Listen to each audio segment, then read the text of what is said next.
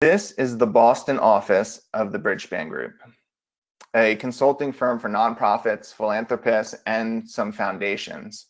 I spent 6 years there, but it was on a cool fall day in 2014 when I met with a coworker named Colin Murphy to talk about productivity that really more or less changed my life forever.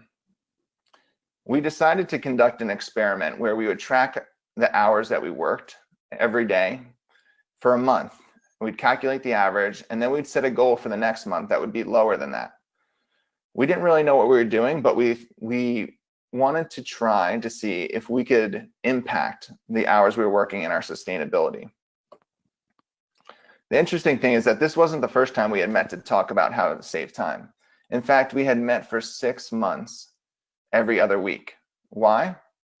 Well, 2.5 years earlier, this was the view I had from the back of the car as I was driving down to a friend's wedding on my day off doing work. My wife was actually driving. I was in the back seat doing work for the 6.5-hour drive from Boston to South Central Pennsylvania. And just a month later, on July 4th, I spent the day inside working on editing video transcripts of interviews we were doing with philanthropists instead of enjoying what could have been a nice July 4th.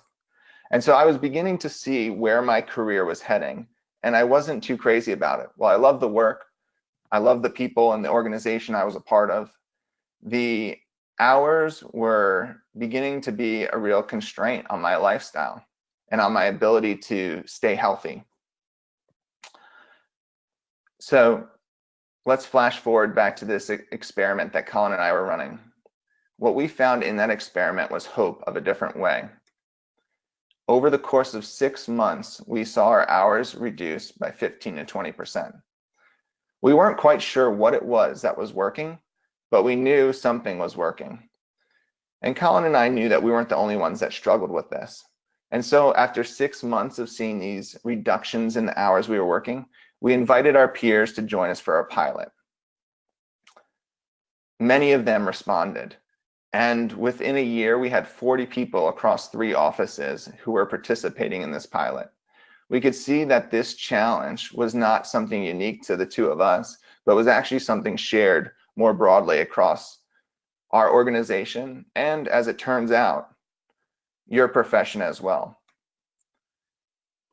Here are some of the not so fun statistics that I've found about how overwork and long hours are affecting your profession. You probably have felt these yourself or know people who have. So what percent of veterinarians are feeling rather stressed or very stressed? 74%. Veterinarian students with depressive symptoms above the clinical cutoff, and now there could be a number of reasons for that, but it's over half. Veterinarian surgeons working at least 60 hours a week, 1 in 4, 25%. Another 22% of veterinarians feel burnt out. And of that, 16% are experiencing high levels of burnout. So this doesn't seem like a great start, right? But remember what we found in May 2015. It doesn't have to be this way. We don't have to sacrifice doing great work and impacting our fields in order to have a fulfilling life outside of work.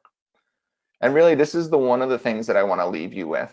If you take none of the practicals, which I'm sure you will, and I want you to grab a hold of this conviction, this value, that work doesn't have to consume your life and leave you tired and overwhelmed.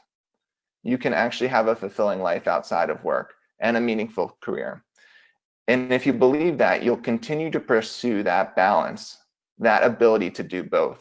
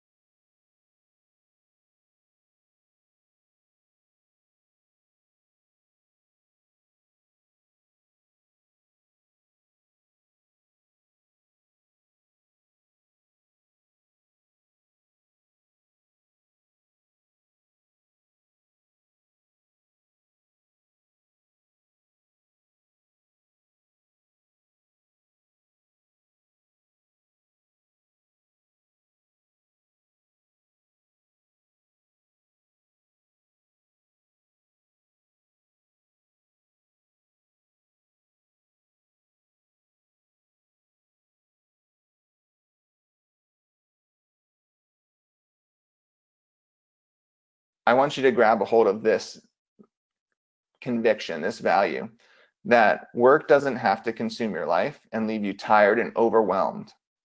You can actually have a fulfilling life outside of work and a meaningful career. And if you believe that, you'll continue to pursue that balance, that ability to do both. That's what happened to me. I kept pursuing the promise of time savings from this small experiment that Colin and I ran, and what has now turned into reams of research on the topic.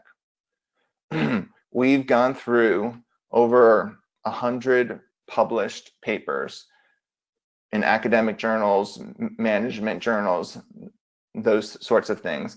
And what we've done is we've calculated how much time can people save by engaging in research-backed behaviors. What we found is that, and this is just a starting point, is that there's 7 areas where people lose a lot of time. And now some of these might be more or less relevant to your work. And I want to pause after just talking about each briefly to see kind of which strike a chord for you. But email, obviously a big factor in most professionals' workplace, might be a little bit less so for you all. But the average worker today spends about 2.5 hours a day on email. Our research suggests that you can save about half of that time. Task management, how do you keep track of what you have to do and decide what to do when? That is a huge area of potential time savings. How do we develop the people we work with in terms of giving feedback, coaching them, delegating tasks to them? Also a huge area of savings. How do we manage the flow of work and projects that we're doing? So how do we plan for a project? How do we keep track of what we're doing in the moment and not lose sight of our original focus for the work? All that can save you about 30 minutes a day. Procrastination, which I'm guessing if you're working at breakneck pace and moving from one appointment to the next or one patient to the next, might not be as big of an issue, but for many that costs about an hour a day. Interruptions, which I do want to spend a good bit of time on today, is a huge time suck for all of us. And keyboard shortcuts, which seem pretty insignificant, actually can present huge savings if we're on our computers quite a bit. So let me just pause here and give space for if anyone wants to voice kind of an opinion or a thought on which of these tends to provoke some interest for them. Do they have questions about these 7 before we move on?